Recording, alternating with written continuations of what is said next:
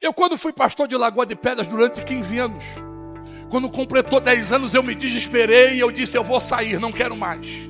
Não tem quem me segure mais aqui.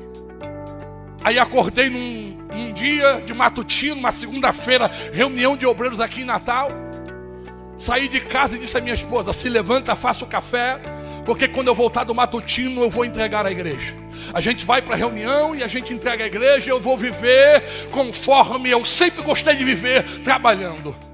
Minha esposa é mais crente do que eu, olhou para mim e disse assim: nego, vigia, porque se tu atrair a prova, eu também entro nela. Mas eu disse para ela: chega, não quero mais. Ela disse assim: filho, nem pão tem para a gente tomar café. E eu disse: então faça o café. A gente toma um golinho de café, passa lá em Parnamirim, na casa da Raíssa e do Paulo, tomamos um café com eles, e depois eu vou para a reunião e entrego a igreja. Quando eu chego no matutino, a irmã Josefa, que dirigia o matutino há 42 anos, quando ela me viu parar o carro, ela já foi dizendo: eita, pastor, o senhor veio dar uma palavra para a gente no matutino hoje. Aí eu já desci do carro dizendo: irmão Josefa, hoje eu não estou para falar nem para ouvir. Eu vim simplesmente me ajoelhar e entregar tudo a Ele. A irmã Josefa disse: olhe para mim. E eu olhei e disse assim: em primeiro lugar, me respeite como a sua mãe, porque eu tenho 80 anos. Em segundo lugar, entra e vai orar. E prepare uma palavra para a gente, porque querendo você ou não, soldado em quartel quer serviço. Manda quem pode e obedece quem tem juízo. Aí eu entrei, coloquei o joelho no chão, orei. E lembro-me que naquela manhã eu preguei sobre Lucas 1:37. Porque para Deus nada é impossível. O Pai se fez presente na casa. Enquanto eu via, pastor Jerônimo, a manifestação do Espírito Santo, pastor, eu dizia assim: não usa ninguém aqui para mim, porque eu não aceito mais profecia. Eu quero cumprimento das que eu já tenho. Que ousadia. Mas terminou. Lá vem o esposo da irmã Josefa, o irmão Antônio, de 82 anos. Pastor Robson, eu não sei o que é que está acontecendo, mas Deus mandou lhe dar R$2 só para comprar o pão. Para o senhor não tomar café puro. Alarabacaxé. Aí eu peguei os R$2 da mão do irmão Antônio e já corri para o carro, porque eu sabia que o velhinho era profeta. Entrei dentro do carro, fui para a padaria no centro da cidade. Entrei na padaria como cego, já dizendo: eu quero R$2 de pães. Aí a moça que estava no balcão, filha do dono, disse assim: bom dia, né, pastor? Aí eu acordei e disse: bom dia, filha. Ela disse: o senhor está bem? Eu disse: Deus sabe como eu me encontro nesta manhã. Me dê R$2 de pães, por favor. Aí ela disse assim: o senhor pode esperar 5 minutos? Está saindo aí uma fornalha de pão quente. E já que o senhor está aqui há 10 anos conosco, eu sei que o senhor gosta de um pãozinho quentinho. Então não custa nada esperar. Eu disse sim. Fiquei ali no balcão. 5 minutos depois ela me chama no canto. Falei: vem cá, pastor, para o meu pai não escutar. O senhor está comprando R$2, né? Eu disse: é, mas eu botei 4. Porque eu sei que o senhor gosta de um pãozinho. Aí eu agradeci. Escute isso, eu não sei porque Deus está mandando eu dizer isso aqui. Quando eu voltei pro carro, está encostado um homem chamado Edivaldo de Farias, vulgo conhecido na cidade como Remela, um alcoólatra. Nunca vi aquele homem sóbrio, pastor, mas ele estava encostado no carro naquela manhã. Aí eu cheguei e disse: Remela, por favor, sai do carro, eu quero entrar. Remela se desencostou, balançou para lá e para cá, jogou a mão no meu ombro, me deu uma chacoalhada e disse assim: está se afrouxando por quê? Alaramante que refai. Não entregue.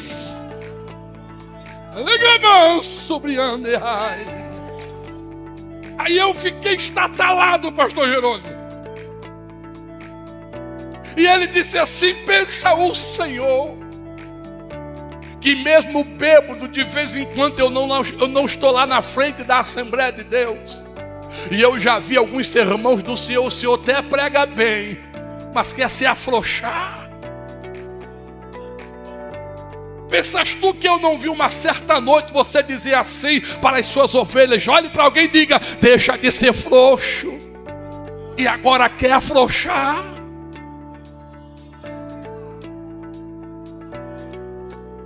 Aí dentro de mim, eu olhando, eu segurando as lágrimas, aí comecei dentro de mim. Mas Deus, eu venho agora do matutino. Tanto crente lá e tu está usando um bêbado para me confrontar.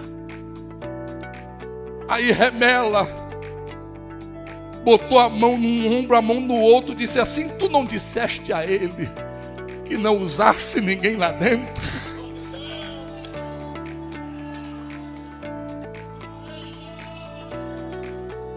Allah, Shurikamanagai. Não entregue. Aí eu disse: entendi, Ramela, entendi. Aí ele saiu, eu entrei no carro, ele bateu no vidro, eu abaixei e disse assim: eu estou falando sério com o senhor, viu, pastor? Aí eu disse: tá bom, Ramela, eu entendi. Cheguei em casa, minha esposa disse: e aí, já está tudo pronto? Eu disse: a gente vai para a reunião, mas não. Ela disse: o que foi? Eu falei: não vou entregar mais não, a gente vai ficar aqui. E não quero nem para a reunião para não cair na tentação. Vamos ficar aqui. Só que à noite, pastor, nós estamos iniciando uma campanha de oração. E quem estaria pregando era o pastor Elton John, que hoje está em Maringá. Aí durante todo o dia eu fiquei falando com ele. Falei: Deus, se eu ficar, tu vai cuidar de mim. Se eu ficar, tu vai ser provedor na minha vida.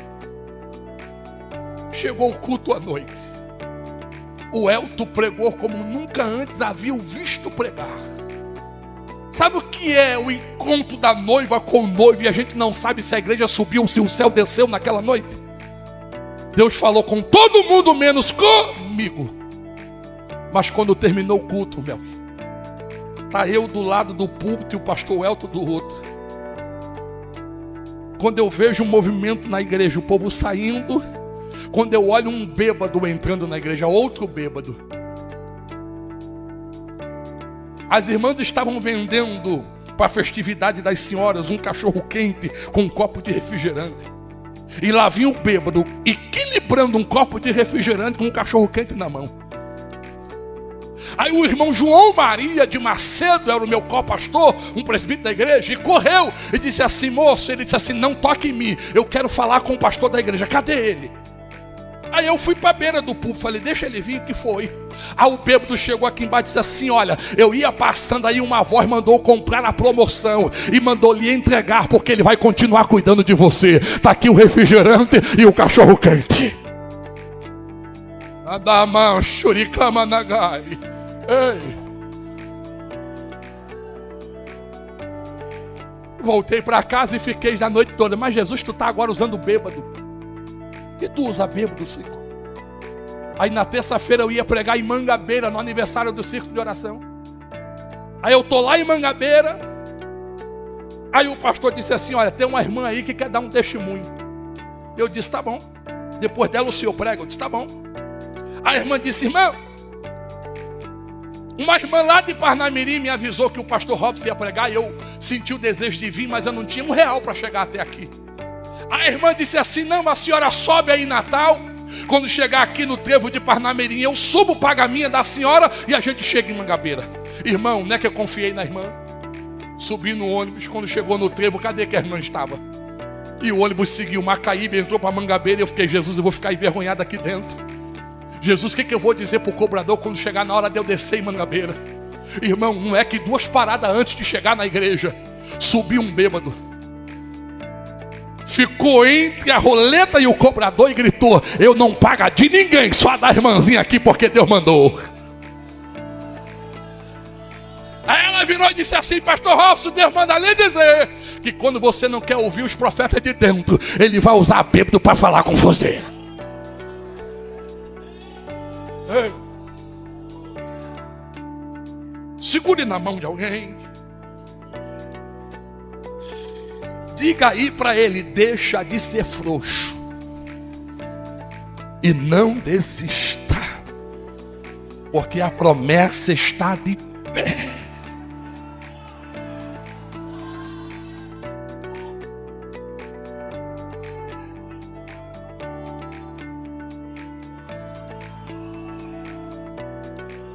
Aí eu vou terminar assim.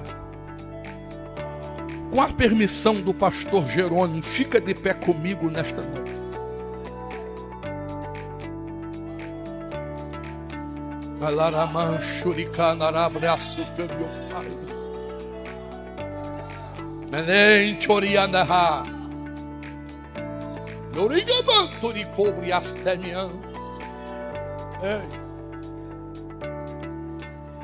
Você conhece a história. Os gigantes revelam quem nós somos. Davi vai aprender, pastor Jerônimo, que gigantes são situações que estão acima da nossa capacidade natural de resolver. Só que Davi vai aprender também que o tamanho do gigante revela o seu tamanho diante da luta. Eu vou lhe dizer uma coisa aqui: se você não der glória, o negócio está feio. Se o gigante que está enfrentando você é grande, é porque o diabo sabe o tamanho do seu potencial diante do seu Deus.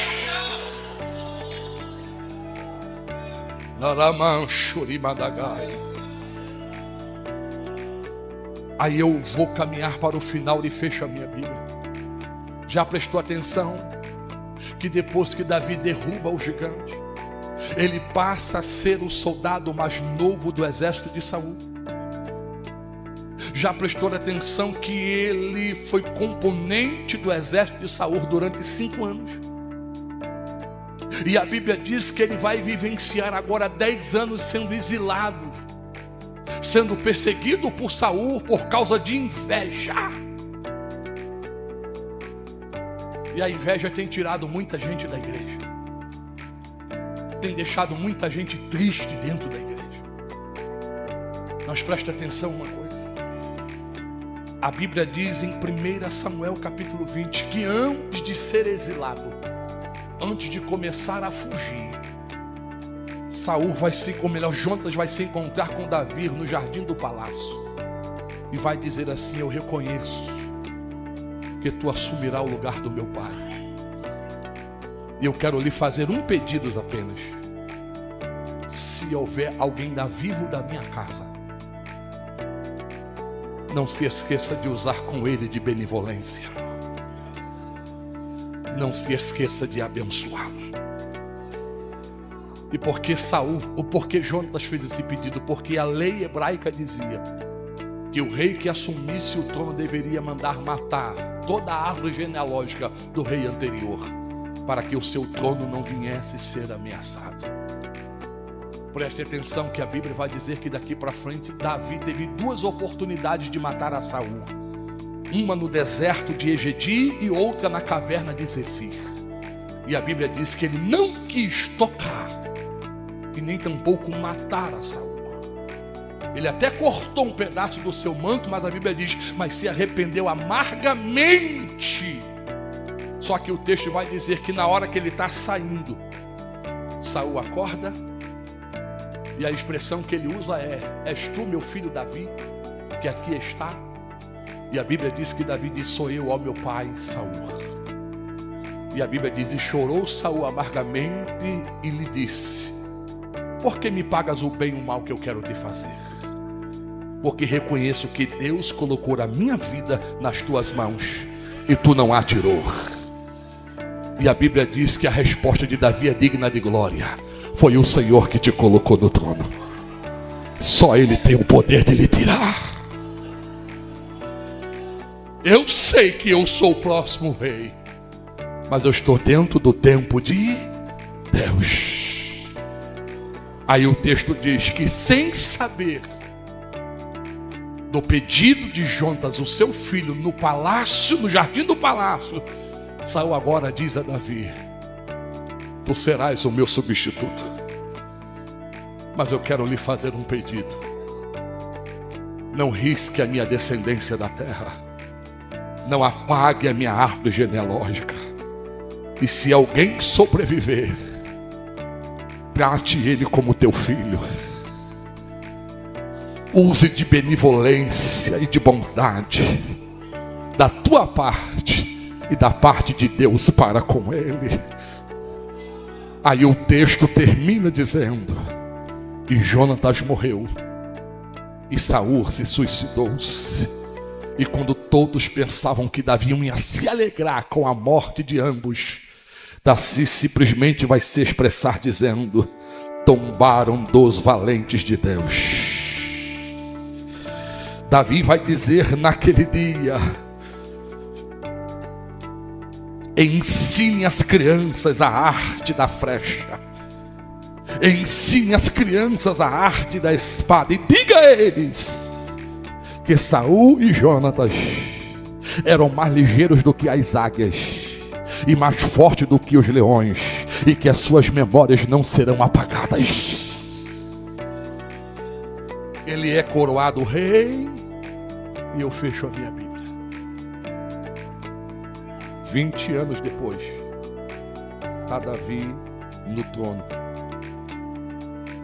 e Deus diz a ele: ei, tu fizeste um pacto com Saul e Jonatas e não cumpriu com a tua palavra. Aí olha a expressão do verso 1: existe alguém da vivo da casa de Saul, para que eu possa usar com ele de bondade e de beneficência da parte de Deus e também da minha. Porque Davi conhecia a lei, mas alguém disse naquele dia: existe um homem no teu reino que é servo teu, e o nome dele é Ziba. O nome Ziba no hebraico significa aquele que dedura, aquele que entrega.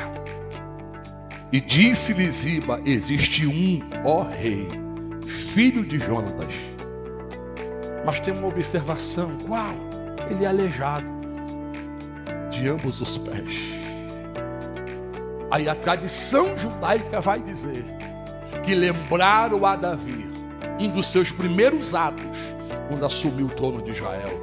Capítulo 5, verso 4 de 2 Samuel. Davi decretou: nem cego, nem coxo, nem aleijado, nem qualquer outra pessoa que tenha uma deficiência entrará na minha presença, porque a minha alma aborrece a tais.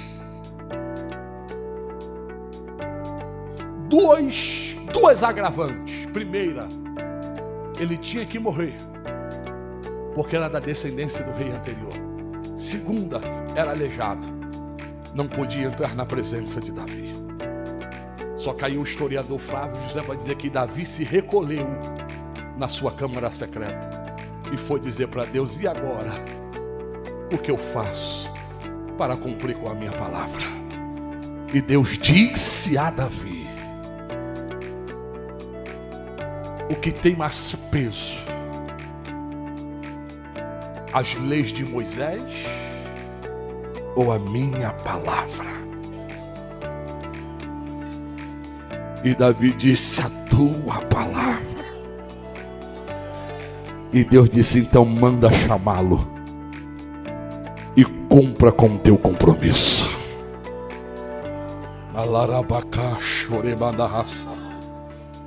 Levante a sua mão mais alto que você puder.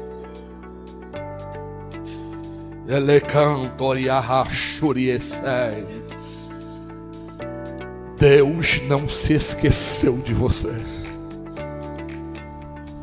Eu vou repetir: Deus não se esqueceu de você.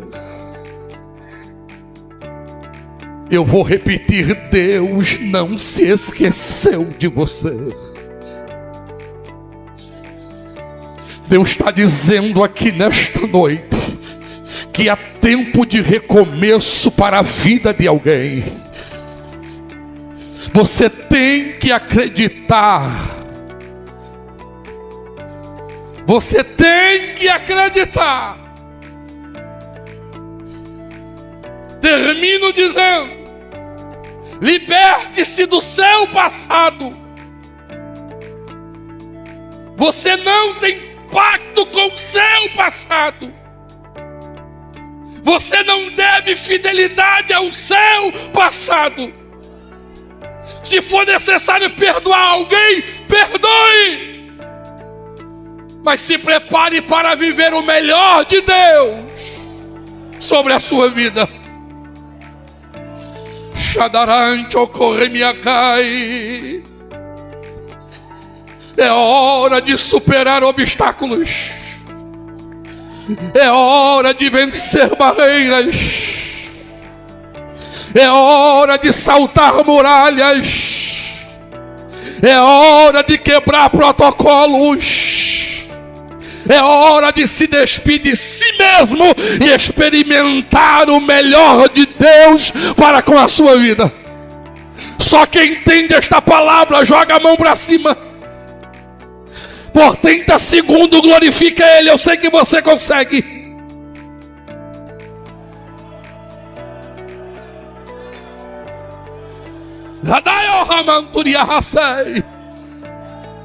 Você está de boca fechada ainda por quê?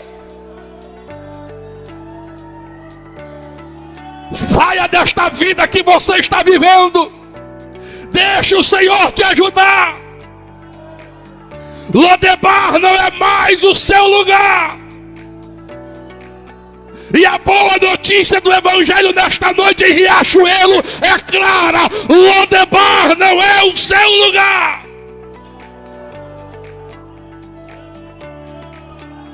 Não importa como está a sua vida, não importa o que você fez, não importa que tipo de vida você está levando, Deus está te chamando. Ouça a voz do Espírito Santo falando contigo nesta noite: Lodebar não é o seu lugar. Tem lugar para você na mesa do rei. Tem comida para você de contínuo à mesa do rei. E se prepare, porque a partir de hoje a tua história muda em Riachuelo. E todos vão ter que saber que o rei não se esqueceu de você.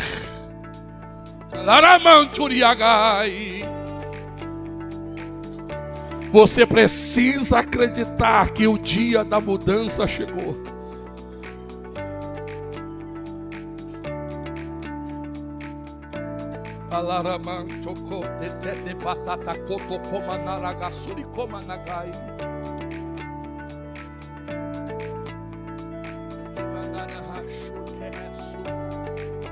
Aí gondoro comando yo hebri assim que te kimyoga nagaso.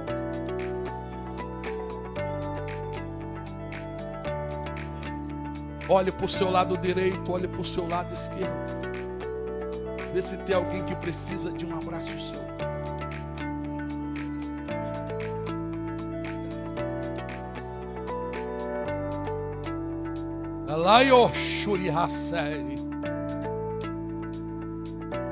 Eu vou repetir. Ai, camando, rogiaçute eu faio. Olha para o teu lado direito, olha para o teu lado esquerdo, olha lá para trás, olha para frente. Se você sentir o desejo de sair do seu lugar, vai lá, mas não deixe de dar esse abraço hoje. É hoje, é hoje, é hoje, é hoje. Deus está passeando dentro deste culto e está dizendo: não desista dos teus sonhos, não desista dos teus sonhos. Deus manda eu desafiar você hoje a resgatar que já estavam no arquivo morto da sua história. Eu encorajo a você a abrir o arquivo morto da sua memória e a trazer em evidência os sonhos que um dia você sonhou. Onde está a primeira pessoa a aceitar Jesus? Alguém que queira voltar-se para Jesus nesta noite. Lodebar não é o teu lugar. A promessa ainda está em evidência. E aquele que prometeu não permite que a palavra dele caia por terra até que se cumpra a sua vontade sobre a sua vida. E se você crer, joga a mão para cima, abra a boca e dê a melhor glória que você puder.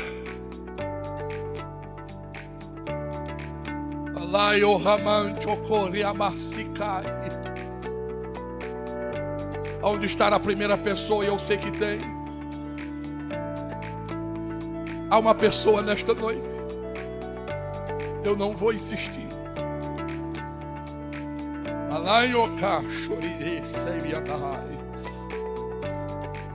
É hora de você sair da caverna da angústia.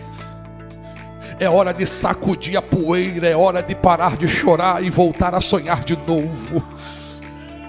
Não desanime, não jogue a toalha, não entregue os pontos, não arreie as armas. Deus ainda conta contigo no campo de batalha.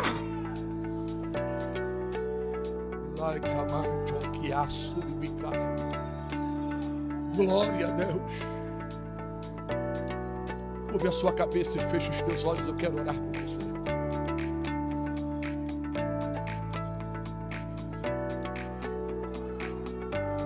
Eita.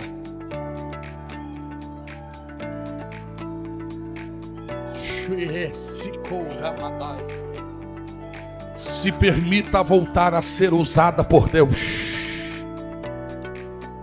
Se permita voltar a ser usada por Deus.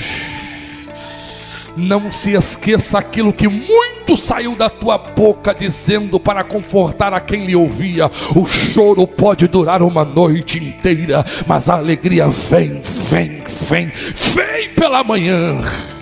Não desista dos teus sonhos. A sua crise de hoje pode ser o início de um milagre amanhã. Uma das frases que mais chamou a minha atenção neste mês, que tem me acompanhado, pastor Giovanni. Alguém um dia olhou para mim e disse, dentro do aeroporto de Fortaleza: só vive o propósito quem suporta o processo. Só vive o propósito quem suporta o processo. E eu tenho aprendido que no processo tem lágrimas. Eu tenho aprendido que no processo, querido, teremos o desejo de desistir. Eu tenho aprendido que no processo teremos dor, que haverá calúnias no processo e também escassez. Mas eu tenho aprendido que o processo não nos destrói. Eu tenho aprendido que o processo não nos mata. Ao contrário, o processo nos promove a ter um vínculo de intimidade maior para com Deus. Então aguenta!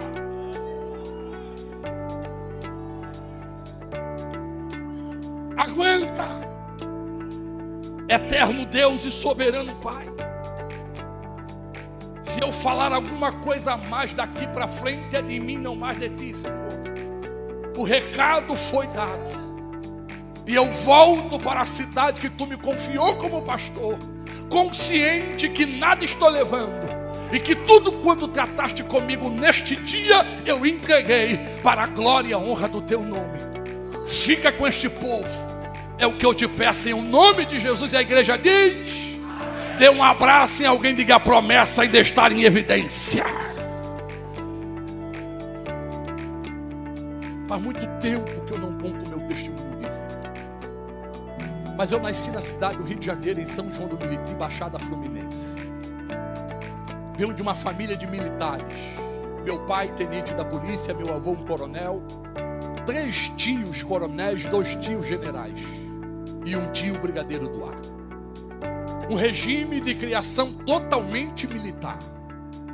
Meu pai se chamava Ares Viana, veio transferido da cidade do Rio de Janeiro para Natal, e nós viemos acompanhando o papai.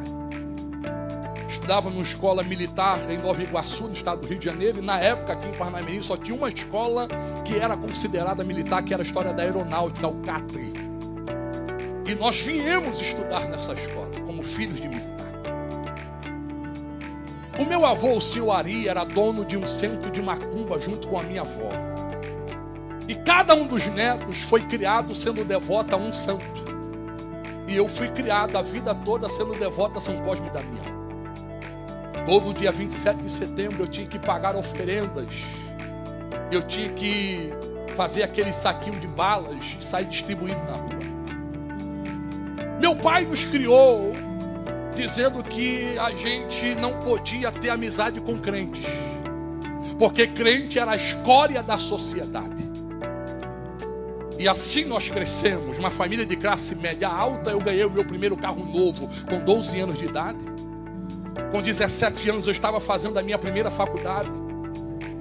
Simplificando, eu estudei para ser alguém. Meu pai me dizia que você pode perder carro, você pode perder o dinheiro que tem no banco, mas há uma coisa que ninguém tira de você, é o seu conhecimento. Então nós estudamos. Dos filhos do seu Aires, eu sempre fui o esquisito lá de casa.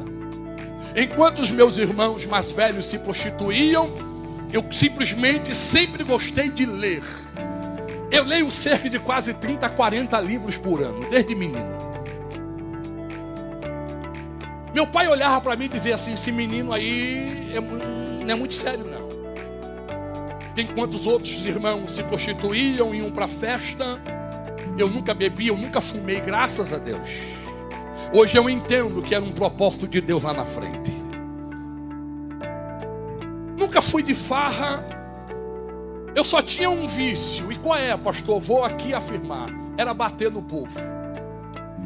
Eu comecei a treinar artes marciais com 3 anos de idade. Com 14 anos já era faixa preta de taekwondo, judô e jiu-jitsu. Cresci dentro de uma academia, dando aula de taekwondo e jiu-jitsu. Amo até hoje as duas artes. A minha filha e alguns netos treinam jiu-jitsu até hoje.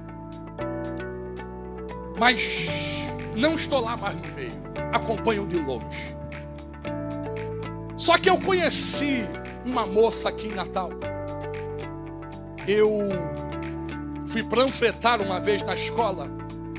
Eu estava abrindo uma academia na rua Senador João Câmara, de taekwondo. E aquela menina passou, magrinha, parecia um cipidezinho. E eu arriei os 4 pneus e step por esta moça. Só que um dos meus alunos, chamado Cláudio, que já partiu para a glória em Cristo, conhecendo que eu não gostava de crente, ele disse assim: professor, esta menina é de família crente. E a gente sabe que o senhor não gosta de crente. Até mesmo na minha academia, quando alguém ia fazer inscrição que dizia: eu sou crente, não quero crente aqui não. Só que naquele dia eu disse assim: não, eu só saio daqui quando eu conhecer essa moça. E o Cláudio mexeu os pauzinhos e trouxe a Dal até mim.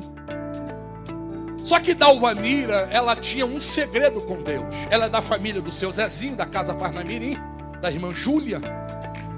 Os pais delas são primos de 3º grau, moram lá em João Câmara. E Dalvanira veio para cá estudar e morava na casa dele. Uma vez em um culto doméstico, o seu Zezinho disse a Dal: faça um pedido. E Dal, aos 14 anos, disse assim: eu quero casar. A irmã Vaneide disse: vai se converter, vai estudar, menina. Foi para isso que o teu pai lhe mandou para cá. Ela disse: não quero casar agora, eu quero casar. Mas eu quero que Deus prepare para mim um homem chamado Robson. Eu quero que o nome do meu marido seja Robson. Eu quero que ele tenha mais de 1,80 m. Eu quero que ele seja carioca. E eu quero que ele seja militar do exército. No dia 11 de março, quando nós nos conhecemos em 85, que o Cláudio disse: Dal, eu quero lhe apresentar um amigo meu. Que ela chegou perto, que eu estendi a mão e disse: muito prazer, o meu nome é Robson. A neguinha segurou na minha mão e não soltou mais. Aí olhou para mim de baixo a cima, eu sempre fui careca, e disse assim: qual é a sua altura? Eu disse 1,85 m. Ela fez Mais uma pergunta: você é oriundo da onde? Eu disse: eu sou carioca da Gema. Ela disse: muito bem, só uma pergunta, você é militar? E eu disse: sou, do exército. A dona Júlia disse que naquele dia ela entrou em casa dizendo: mãe, acabei de conhecer o meu esposo. Só que o problema, eu amei aquela menina de início, mas como contar aos meus pais que eu estava apaixonado por uma crente? Confesso que foi difícil. Papai não aceitou, mamãe não aceitou. O grau de instrução era diferenciado, porque eu vinha de uma família da alta sociedade. Dalvanir era pai, os pais dela eram agricultores em João Câmara. Eu havia acabado de terminar um namoro com a filha do diretor do Nordestão, e agora queria namorar com a menina que o pai dela plantava batata. Mas o amor falou mais alto.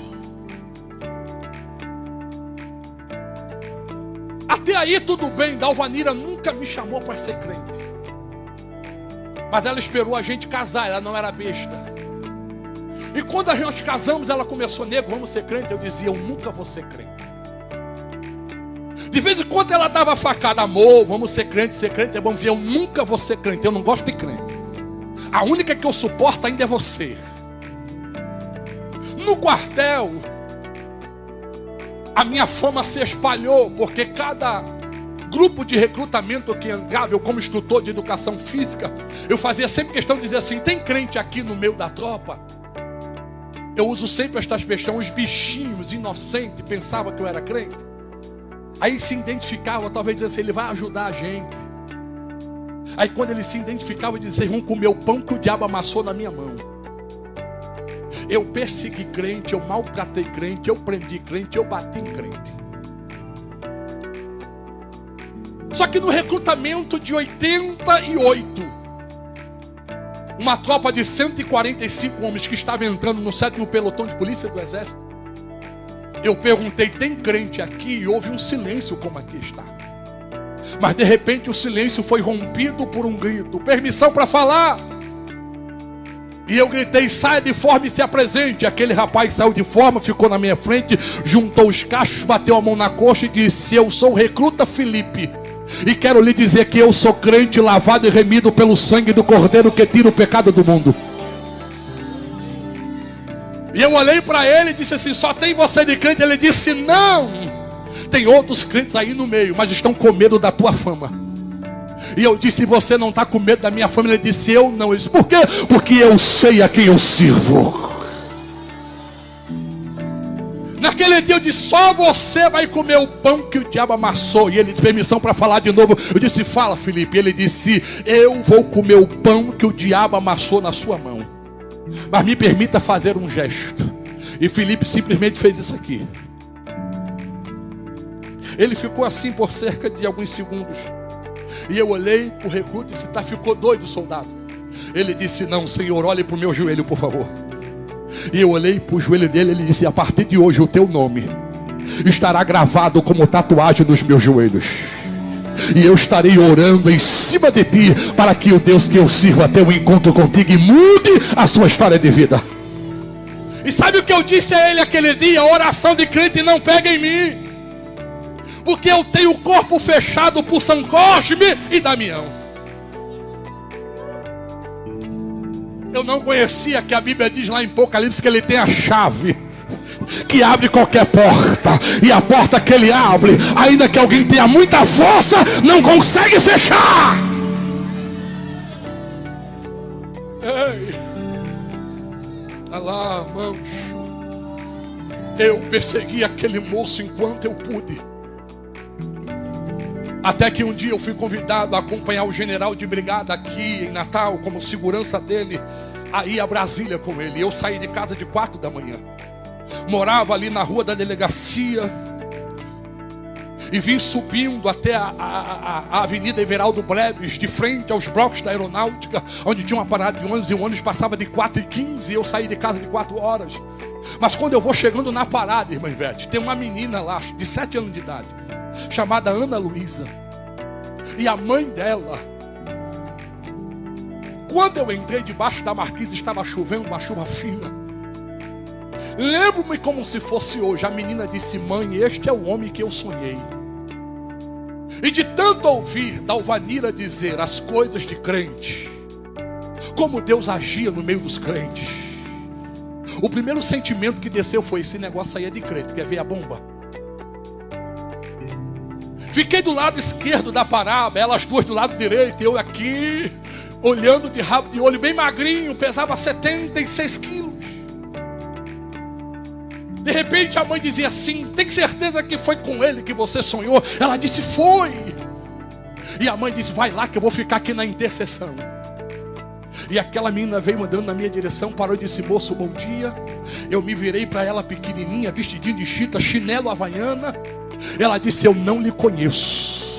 E eu disse: é verdade, mas o Deus que eu sirvo lhe conhece e me mandou aqui lhe dar um recado. E eu olhei para ela e disse: você é crente? Ela disse: eu falei: eu não gosto de crente. Ela disse: eu não perguntei isso. Eu dei um passo para trás e falei: a cena pequena é atrevida, né? Ela riu, olhou para a mãe e disse: eu tenho um recado de Deus para você. E eu disse: eu não quero receber recado de Deus. Ela olhou para a mãe dela, aquele olhar que você pede socorro sem sair uma palavra da sua boca. A mãe dela entendeu, se levantou e disse: moço, bom dia. Essa menina que os teus olhos menosprezam tem 7 anos de idade. O meu esposo é militar, que nem o senhor está de serviço hoje. Lá em casa somos eu, ela e um filho que ficou dormindo. Mas desde as 2 da manhã que esta menina acordou, foi ao meu quarto e disse: mãe, Deus me deu um sonho. E no sonho tinha um homem. E este homem vai estar de 4 horas da manhã na parada de ônibus de frente aos blocos da aeronáutica, na rua Everaldo Breves. E Deus mandou ir lá. E eu creio naquilo que Deus fala com a minha filha, porque ela foi batizada com o Espírito Santo desde os 5 anos de idade. Não custa nada o senhor ouvir ela. Eu disse: pode falar. A menina deu um passinho para frente, ajeitou o vestido, apontou o dedo para mim: Deus manda lhe dizer que vai lhe quebrar. E eu disse: como é que é? Você sabe quem eu sou? Ela disse: não. Eu falei: eu vou lhe dizer, sua atrevida. Eu sou faixa preta de taekwondo, judô e jiu-jitsu. Eu já fui segurança do Papa João Paulo II por 1 ano e meio. Eu fiz um curso de atirador de elite na SWAT dos Estados Unidos. Eu sou sniper brasileiro. Eu nunca apanhei de ninguém. Ela riu e disse assim: você pode ser o que você quer, mas quando meu Deus descer e lhe encontrar, Ele vai lhe quebrar. E sabe qual foi a minha resposta a ela? Duvido. Eu nunca apanhei de ninguém. Ela disse: vamos ver se Ele não vai lhe quebrar. Passei 15 dias em Brasília com aquilo na mente: Deus vai lhe quebrar, Deus vai lhe quebrar, Deus vai lhe quebrar. Voltei, Dalvanira preparou aquela janta. Eu sentado na mesa jantando, eu disse: nega, deixa eu lhe dizer uma coisa. Me encontrei com uma crentezinha baixinha, atrevida e magra. E não é que ela veio com uma história que Deus vai me quebrar. Quando eu disse isso, irmã Ivete, Dalvanira se levantou, me abraçou pelas costas, me deu um beijo na careca e disse: filho, aceite a Jesus. E eu disse: por quê? Porque eu cresci em cultos domésticos e eu ouvi sempre a irmã Julinha dizendo: Deus vela no cumprimento da sua palavra. Se Deus te escolheu como alvo, Ele vai lhe pegar um dia. E eu simplesmente tirei a mão de Dalvanira e disse: perdi a fome. E Deus que apareça. Parece que você não conhece mais o homem que tem dentro de casa. Só que 6 meses depois, lá está eu indo para o quartel.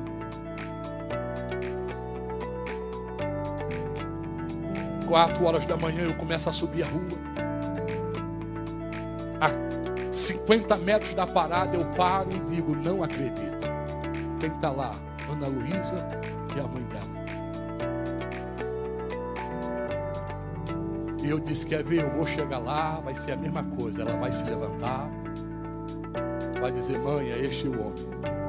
Mãe, eu tenho um recado para ele. Aí eu passei a minha mochila para a mão esquerda, olhe para mim. Fechei a mão direita. Comecei a andar dizendo: eu nunca bati numa mulher, Mas hoje, se aquela menina se levantar e dizer que tem um recado, eu dou um cascudo nela. Se a mãe se meter a besta, pelo menos um empurrão eu dou. Olha a inércia, a minha loucura, sem conhecer as escrituras. São Cosme e Damião, vem comigo.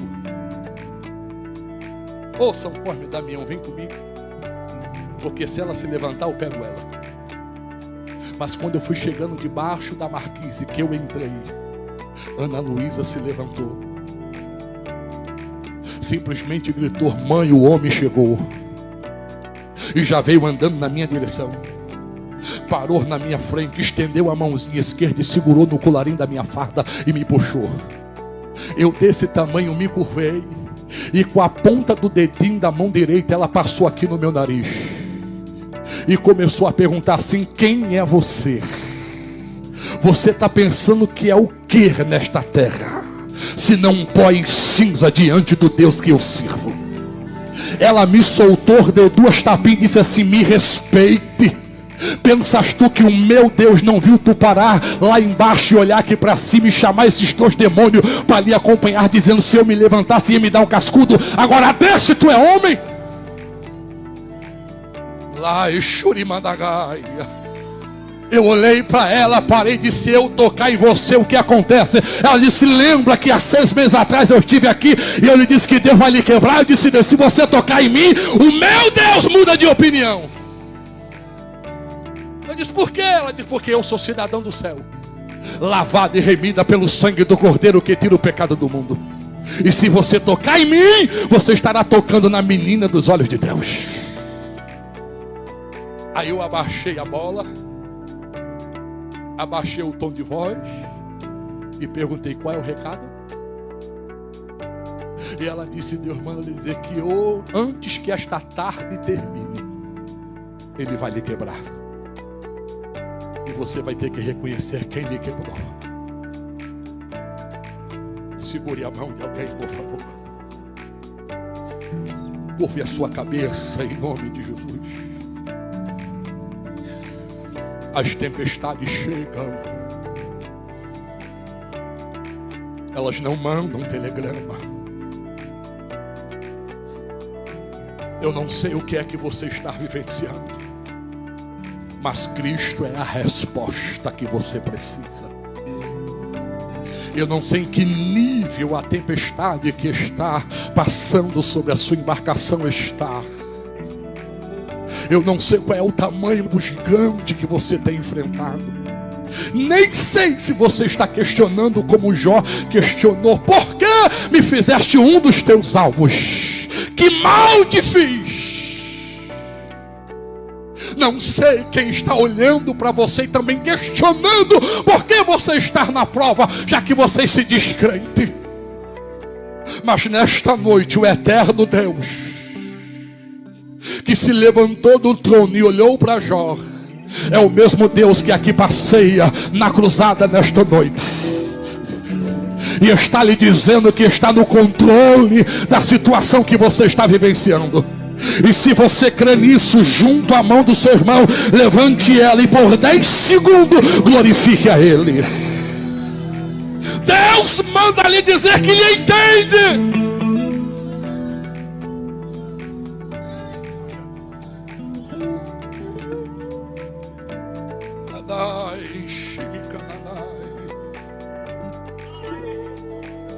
Deus sabe que você às vezes demonstra um sorriso para as pessoas que estão ao seu redor, mas por dentro está sangrando. Deus sabe, irmão, que há perguntas que você tem feito e a resposta ainda não veio. Quem não lembra do capítulo 5 de Êxodo?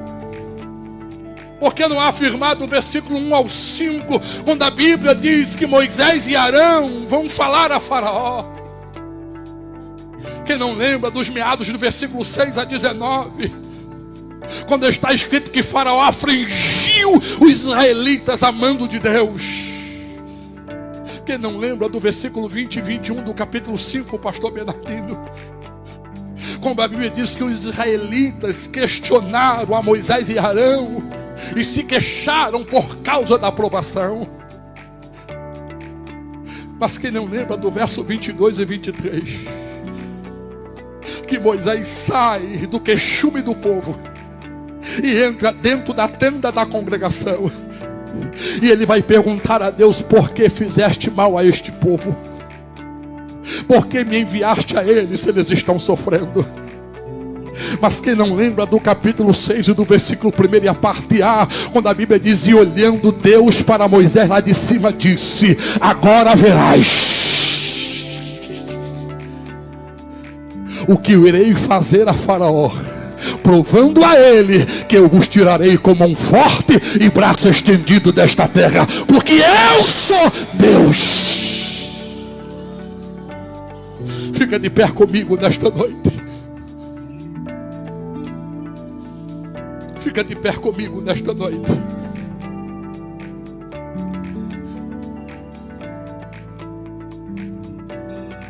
Você sabe o que é ser provado? Eu fui aquele dia. Cheguei no quartel, fui convidado a fazer a pista de PPM. Quem aqui foi militar no TAF?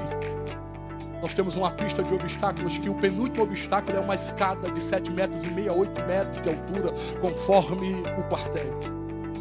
Uma escada que você sobe na sua normalidade, passa a perna, desce 2, 3 degraus e pula do meio dela para baixo. Mas eu sempre fui doido.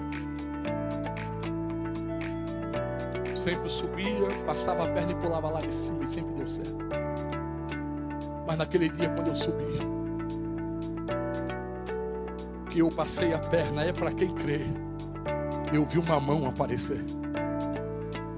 E essa mão só encostou em mim. E eu caí de 7,5 metros de altura com as costas no chão. Apaguei. Acordei de 4:30 da tarde, no 7º HGUR de Natal, com Dalvanira do lado, meu pai, minha mãe, o coronel Santos Filhos, que era o comandante do 7º Batalhão de Infantaria Motorizada, meu tio, irmão da minha mãe, capitão Ferra, que era ortopedista e neurocirurgião do exército na época. E depois de meia hora de acordado, eu lembro que o meu pai disse: pode falar, ele é forte. E o capitão olhou para mim e disse assim: Robson, você caiu e quebrou a coluna em 3 partes. E nunca mais você vai andar. Eu comecei a chorar pela primeira vez como homem. Mamãe, que nunca tinha me visto chorar, minha esposa, chegaram para mim: você está chorando por quê? Eu disse: Dal, lembra da menina que eu disse que se encontrou comigo? E que ela disse que Deus ia me quebrar? Ela disse: lembro. Pois eu me encontrei com ela hoje de manhã de novo. E ela disse que antes que esta tarde terminasse, Deus ia me quebrar. E que eu ia ter que reconhecer quem me quebrou. E eu chorava e soluçava, olhava para o céu e disse: Deus, tu me quebrou. Só que aí o efeito surgiu ao contrário. E diziam: vamos aceitar Jesus. Eu agora perguntava: que Deus é esse que diz que nos ama e tem que nos quebrar? Não, mas Deus é amor. Que amor é esse? Que tem que ferir, que tem que quebrar, que tem que maltratar. Meus sonhos foram frustrados, o trauma desceu. Para piorar a situação, um dia de domingo, Dalvanira não foi me visitar. E pense numa coisa ruim, aprenda isso: é dia de domingo para quem tem família no hospital sem receber visita. É um abandono. Você vê todo mundo com visita e você lá sem ninguém para conversar. Dalvanira não foi, eu disse: pronto. Até a mulher que eu escolhi me abandonou. Mas na segunda-feira, logo de manhã, por ser segurança do general, nós tínhamos alguns privilégios. Entra a Dalvanira na enfermaria e atrás dela a irmã Francineuda Queiroz, o irmão Canidé Queiroz e o pastor Raimundo João de Santana. Dalvanira entrou com aquela turma de gente e disse: amor, eu não vim lhe visitar ontem, porque eu estava vendo um trabalho da UMADEP em Parnamirim, e eu me reconciliei com Deus. Ela disse: está vendo aqui o pastor Raimundo? No meio do povo que aceitou Jesus, ele desceu do púlpito. Eu fui a única jovem casada que ele abraçou, e no abraço que ele me deu, ele disse: moça, não te preocupa, porque eu quebrei o teu esposo, mas no tempo certo darei uma coluna nova a ele, e farei ele andar o Brasil, dizendo que eu sou. No final do abraço ele disse: eu quero conhecer o teu marido. Pastor Santana naquela manhã pregou para mim com tanta veracidade, que a última palavra dele, a minha irmã Ivete, foi: Deus quer lhe dar uma coluna nova. Aí eu raciocinei, rapaz, se ele disse que ia me quebrar, quebrou. Se ele está dizendo que vai me dar uma coluna, vai dar. Então eu aceito ele. Quando ele me der a coluna, eu volto a fazer o que eu fazia. Eu quero aceitar Jesus.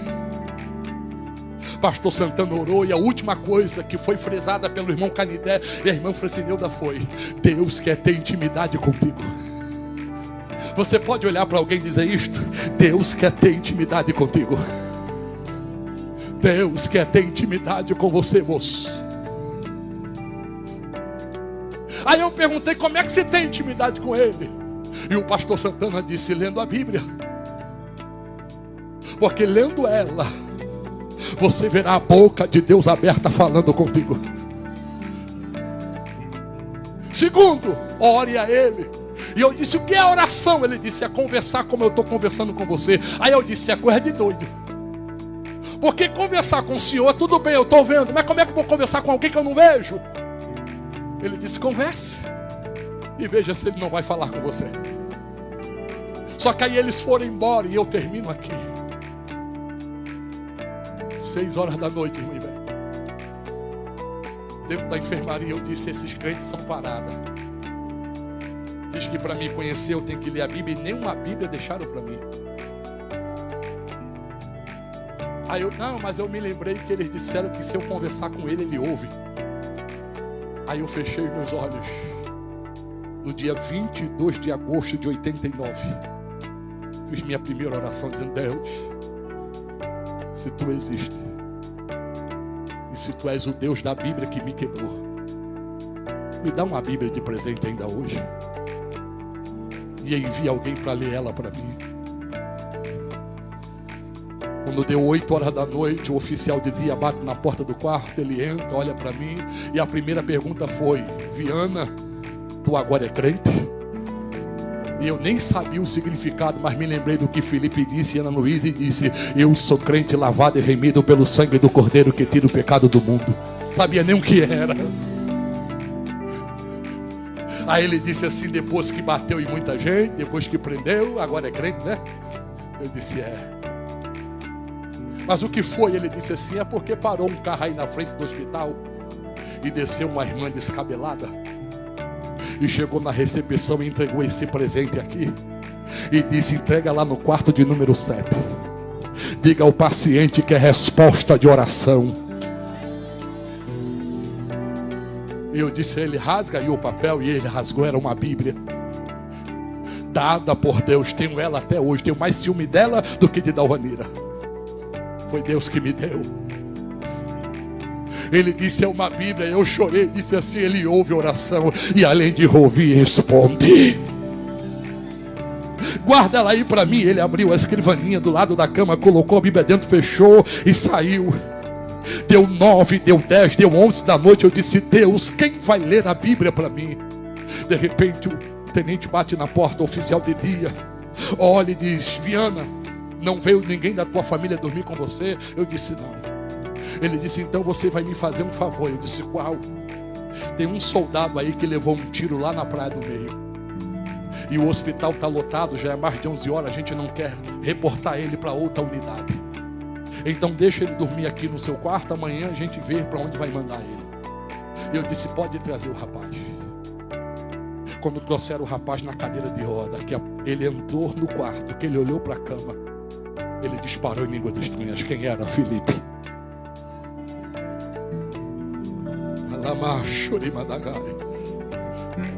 Por que ele disparou em língua? Porque quando vinham trazendo ele, dizia assim: fique tranquilo que você vai ficar no quarto que tem um crente aleijado. Ele não vai fazer mal nenhum a você. E Felipe disse que quando a cadeira de roda passou pela porta, que ele olhou para a cama e viu que era eu que tinha maltratado ele, ele disse: valeu ter tatuado o nome dele no meu joelho. Quando colocaram ele do lado da minha cama, que a porta fechou, eu só ouvi um gemido, misturado com línguas estranhas que eu não sabia o que era. Arregalei os olhos. Quando eu vi Felipe, estava do lado da minha cama, abrindo a gaveta, pegando a Bíblia, se escorando na cama e dizendo assim: Deus lhe ama tanto que me permitiu levar um tiro para que eu estivesse aqui lendo as Escrituras para ti. Ei, lá na mão, Shuribadai. Levante a sua mão mais alto que puder comigo na noite deste dia. Por 10 segundos, eu sei que você consegue. Bota para fora aquele glória a Deus e aleluia, que já não saia mais. Você está de boca fechada ainda por quê? Eu não sei quais são os traumas que você carrega. E a palavra trauma é oriundo da palavra ferida no grego.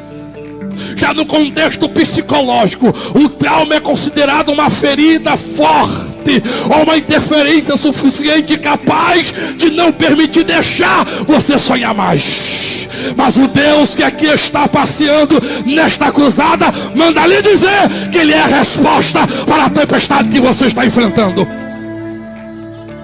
A última palavra vem dele. Pastor Robson, como é que termina a sua história? Questionando que nem Jó. Todo sofrimento traz ausências de respostas. E não há nada pior, pastor Bernardino, que o silêncio diante de tantas perguntas. Vou repetir. Não há nada pior do que o silêncio diante de tantas perguntas. Jó disse no capítulo 13, no versículo 25: o que eu temia me veio, e o que eu receava me aconteceu. No versículo 22 ele disse: nunca estive descansado, nem sossegado, nem repousei. Eu fiz a tua obra, mas estou na prova. Jó 7, 28: se pequei, que mal te fiz, porque me fizeste um dos teus alvos. Jó 19, 21: a mão de Deus me atingiu. Jó 19, 25: eu estou na prova, mas tem uma coisa, vereador: eu sei em quem tenho crido, e sei que o meu Redentor vive, e que por fim se levantará. Quem crê que ele se levanta ainda do trono?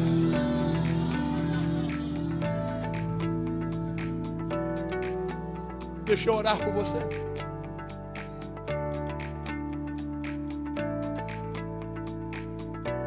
Vou lhe dar uma coluna nova, eu quero. Se for tão rápido como ele disse que ia me quebrar e quebrou, eu pego a coluna e volto a fazer o que eu fazia. Mas sabe quanto tempo eu fiquei de cadeira de roda? 2 anos. E dá o do meu lado. Em 2 anos eu li a Bíblia 3 vezes. Hoje eu já li ela 39 vezes. E continuo lendo. Porque continuo curioso para saber quem me quebrou.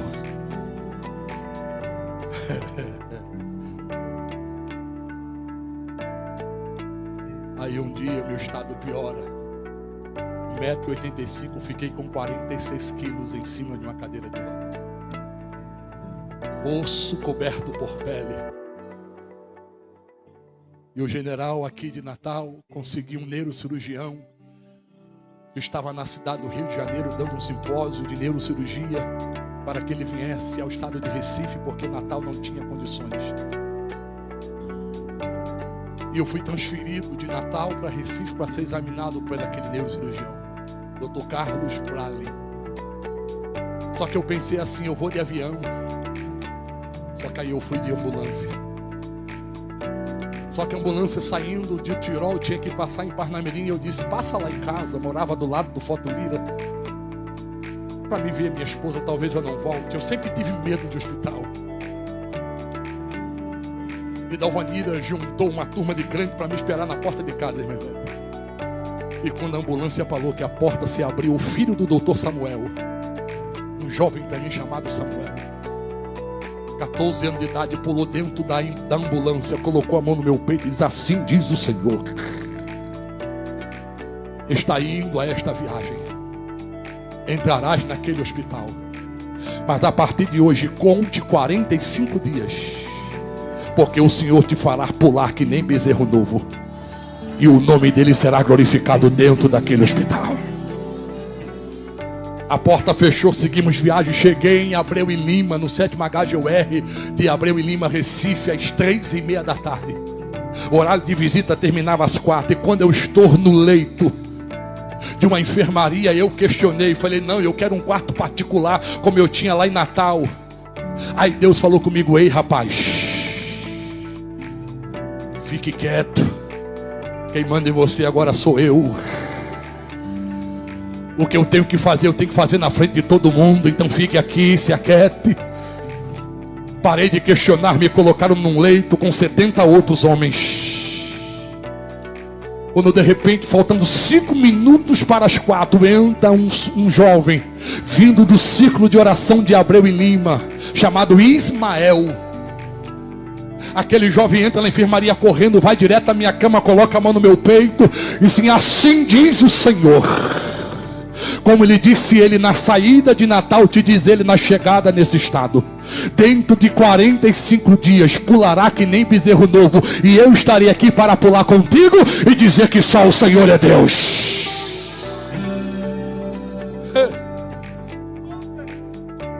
Ismael sumiu.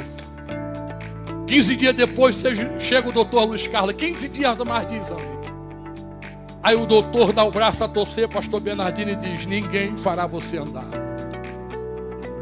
Eu vou operar a sua coluna, vou lhe rasgar, me explicou a cirurgia. Vou lhe abrir do pé da nuca ao pé da cintura. Serão 12 horas de cirurgia. Vou apenas trocar as vértebras que quebrou por vértebras portíceras, para amenizar as dores, mas ninguém faz você andar. Só que agora eu era crente, lavado e remido pelo sangue do Cordeiro. Agora eu era pentecostal. Agora eu conhecia quem me quebrou. E eu levantei o dedinho: doutor, posso falar? Ele pode. Deus disse que daqui a 45 dias eu vou pular. Doutor Luiz Carlos se afastou e disse assim: deixa eu lhe dizer uma coisa. Eu falei: diga. Eu não gosto de crente. Eu disse: deixa eu lhe dizer outra. Eu também dizia isso, mas agora ando cantando: sou um dos tais, sou um dos tais, sou um dos tais. Doutor Carlos disse: olha, vou lhe tratar como paciente comum e você me trata como seu médico. Vamos deixar esse negócio de que eu falei: não posso mais. Eu agora tenho que falar do amor dele. Eu agora preciso proclamar que ele quebra, mas que ele cura quem ele feriu. Aí eu disse: mas como se você está aí aleijado? E eu já disse que ninguém faz você andar. Eu disse: tá bom, vamos ver. Tal dia eu venho para fazer a cirurgia. Ele foi embora. E eu chamei o enfermeiro e disse: vai lá no claviculário, abra a gavetinha, pegue a minha ficha, veja o dia que eu entrei aqui até o dia da cirurgia, quantos dias faz, e corre para me dizer. O moço foi e voltou e disse: no dia da cirurgia vai fazer 45 dias que você está aqui. Eu disse: eu vou pular. No dia da cirurgia, irmã Ivete, deu meia-noite, entrando o quarto, quinto dia. De meia-noite aos 3 eu comecei a dar glória. Glória a Deus. Aleluia. Papai está aqui. Ele chegou. De vez em quando o oficial de dia vinha: rapaz, lá de baixo a gente escuta a glória de Deus, está na hora de dormir. Eu disse: não posso, ele está aqui. De 3 horas da manhã piorou a situação. Eu deitado na minha cama, olhando para o teto, eu vi as telhas se mexerem de cima da minha cama. Um bocado de telha se afastou para a direita, outro bocado para a esquerda, e de repente entrou uma bolinha de fogo. Passou pelaquele buraco, arrodeou a enfermaria todinha, parou em cima da minha cama, cresceu um pouquinho, e de dentro dela saiu uma voz que dizia assim: eu cheguei para te socorrer. Aí naquele dia Deus me disse assim: vou eu te dar uma coluna nova,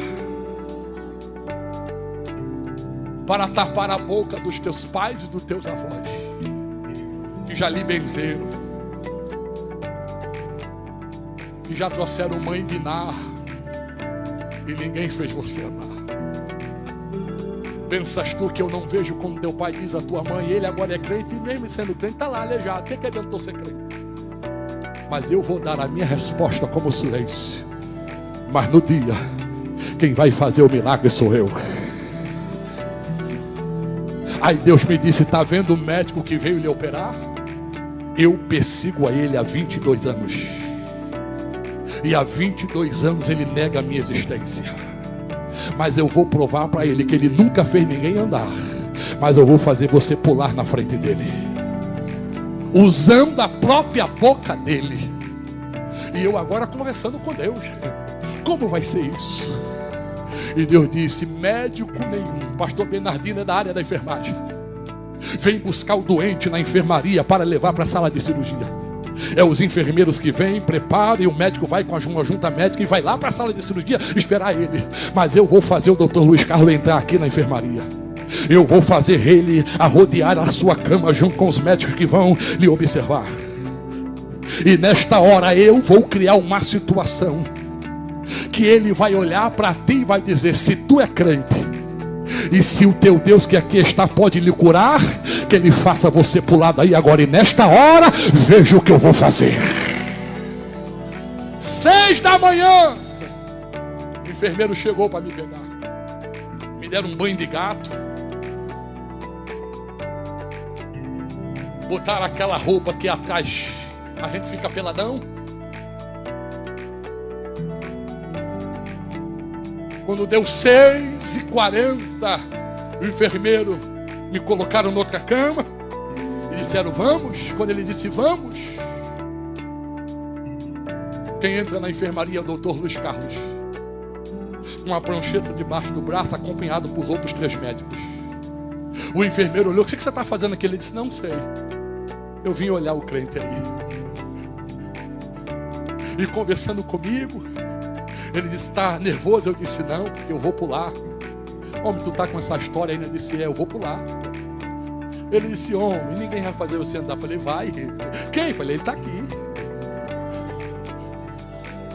Quando ele disse vamos, aí um grito entrou. A enfermaria tinha 2 portas imensas, e da porta do lado direito, mais perto do meu leito, uma voz gritou assim: eu cheguei e vim pular com você.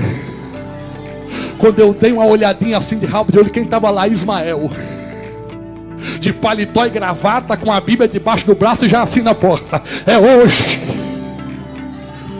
Deus mandou eu vir pular com você, é hoje. Aí o médico olhou e disse: que bagunça é essa aqui? Hospital militar, 7 da manhã, não é o horário de visita. Por onde esse moleque passou? O enfermeiro soltou a cama: quer que eu bote ele para fora? O médico disse: bote. O enfermeiro deu um passo, deu 2, deu 3, parou, olhou para Ismael pulando, olhou para mim na cama e falou: doutor, eu sou afastado do evangelho e já quero voltar para Jesus, porque eu estou sentindo a presença dele aqui dentro, coisa que eu não sentia há muitos anos. E o enfermeiro disse: vai acontecer um milagre aqui na manhã deste dia.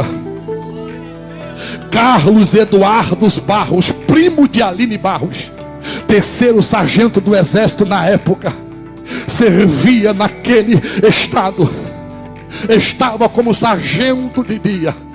Carlos entrou pela porta com a mão no coldre, em cima da pistola 9mm. E o que está acontecendo aqui? E o médico diz: é um menino, bota ele para fora. Carlos deu um passo, deu 2, deu 3, olhou para o menino, olhou para o enfermeiro, balançou a cabeça, olhou para mim na cama e disse: ei, doutor, eu quero voltar para Jesus.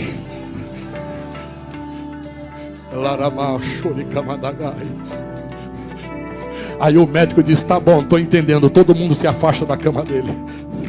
Se é o teu Deus que me persegue há 22 anos, se é ele que lhe feriu e que é ele que quer lhe colocar de pé, que ele faça você pular daí agora. Mal ele fechou a boca, eu já estava correndo na enfermaria dizendo: só o Senhor é Deus, só o Senhor é Deus.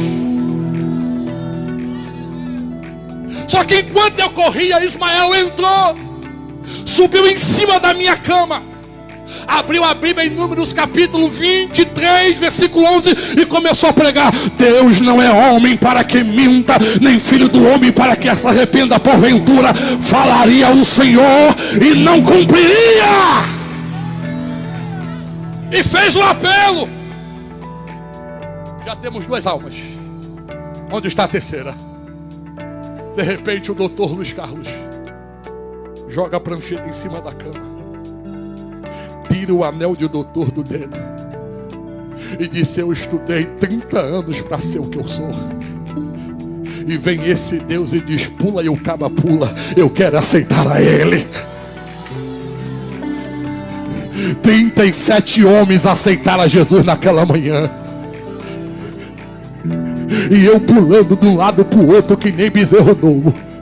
Ismael gritou: ei crente, não sei o teu nome não, mas para de pular, vem cá, vamos orar para Jesus completar a obra e batizar com o Espírito Santo. E que ele começou a orar, quem foi o primeiro a ser batizado? O doutor Luiz Carlos Bralem. Ei!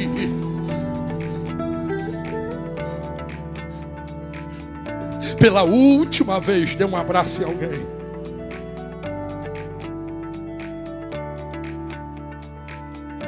Não sei se ele faz, não sei se Bildade, Zofar estão de olho em você.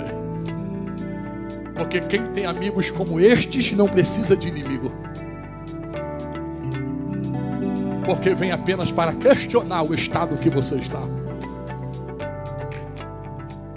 É por isso que no capítulo 35 e no versículo 4, Deus está dizendo para Jó o que está dizendo para você: foi até hoje que questionaram o motivo da tua prova, mas a partir de hoje te darei resposta. E a quem está lhe observando também ouvirá a resposta que eu vou lhe dar.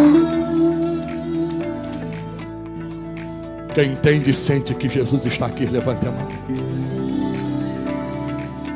Glorifique a Ele por 10 segundos, vai. 10, 9, 8,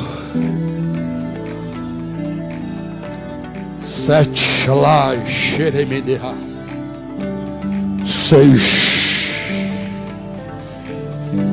5. Onde está a primeira pessoa a se render a Jesus nesta noite? Sai do seu lugar e vem para cá. 4, você está de boca fechada ainda por quê? Eu sei que tem alguém aqui que precisa se reconciliar com Ele. Pare de questionar porque isso ou aquilo. Simplesmente aceite o processo, porque o propósito será maior do que ele. 3.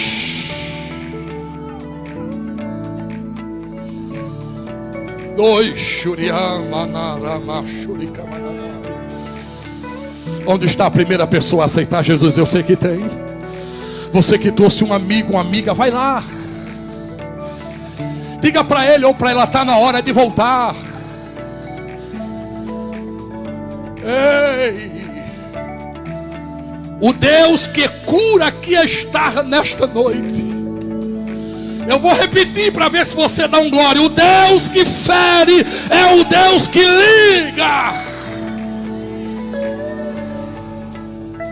Vai fugir até quando? Vai se esconder até quando?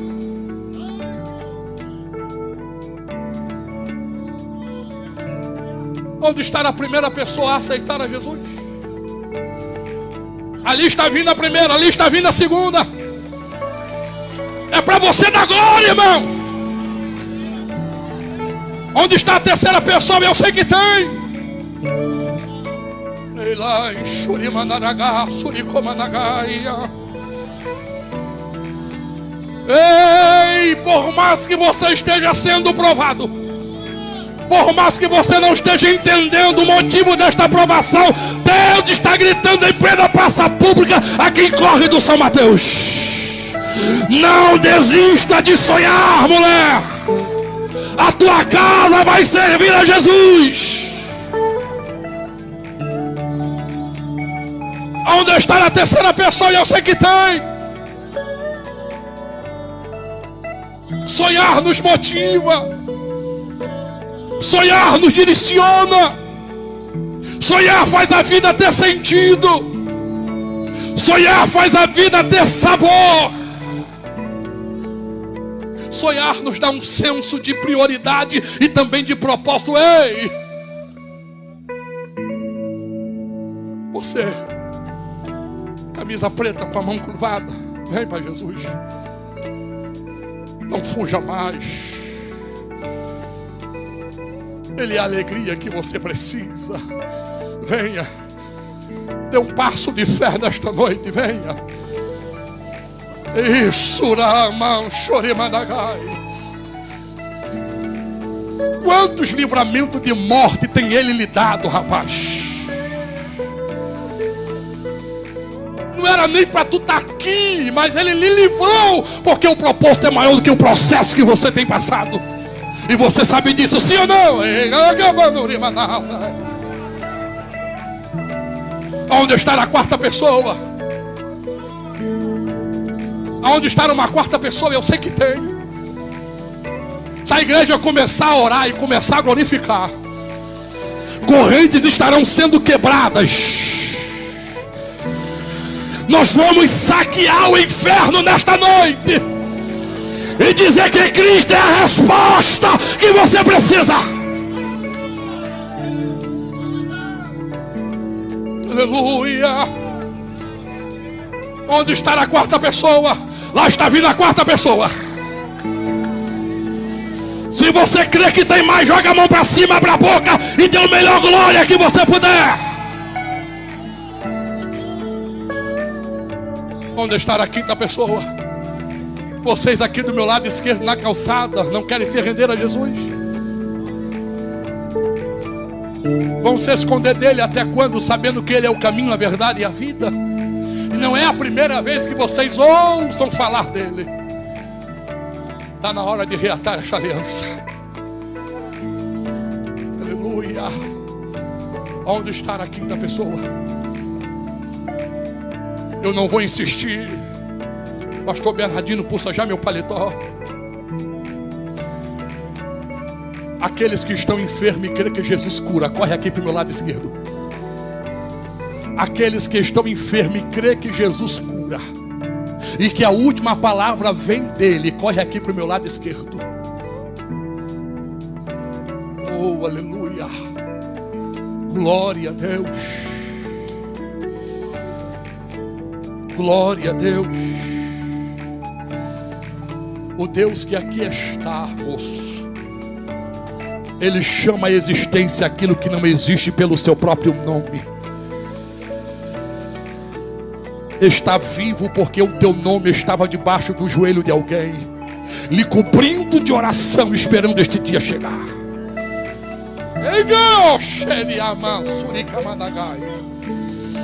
Quem sente a presença de papai na casa? São 38 anos pulando que nem bezerro novo na presença dele. E digo, por onde passei como pastor, nunca senti o desejo de me desviar. Glória a Deus. Nunca passou tal sentimento em mim, porque eu sei o que ele fez por mim. Ei.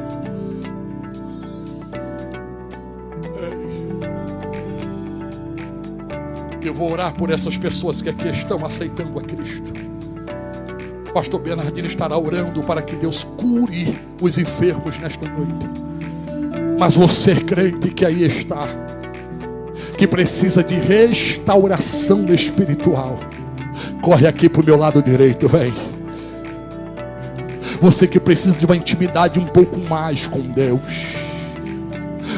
Você que quer sair desta monotonia espiritual e quer entrar em novos patamares, em novos níveis espirituais com Deus, vem para cá em nome de Jesus. Glória a Deus. Eu vou repetir isso, irmão, sinta a presença dele aí. Ele chama a existência as coisas que não existem, porque a Bíblia diz que tudo é possível ao que crer. Não se conforme com a decretação do fracasso em sua vida. Não desista, espere em Deus. Ora, choremanaga, eu fai. A igreja levante a mão e começa a orar.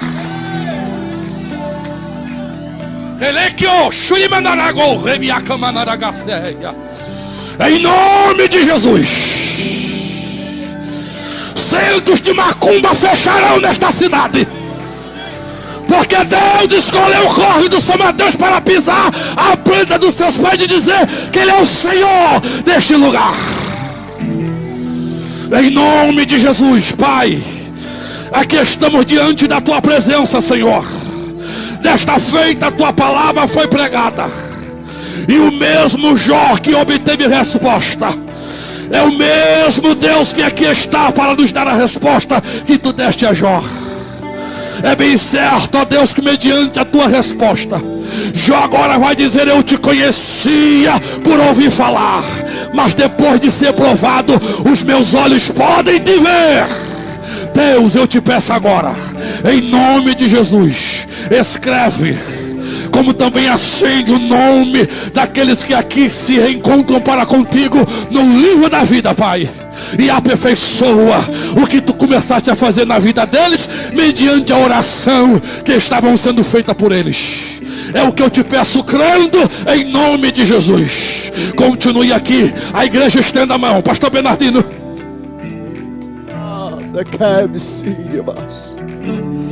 Pai glorioso, Deus soberano e justo, a Tua presença neste lugar, Pai santo e justo e eterno, nos constrange, Pai santo e justo, a te suplicar a Tua misericórdia, Pai, a Tua ação sobre este lugar, ó Pai, e qualquer patologia que tenha, Pai santo, atingido os Teus filhos, ó Pai santo e justo, deste quadrante, ó Pai santo, repreendo em nome de Jesus, ó Pai, toda e qualquer enfermidade que atinge aquele que nesta noite crê no nome daquele que restaura e dá saúde. Pai santo e justo, eu te peço em nome de Jesus, dá saúde aos teus filhos hoje, em nome de Jesus.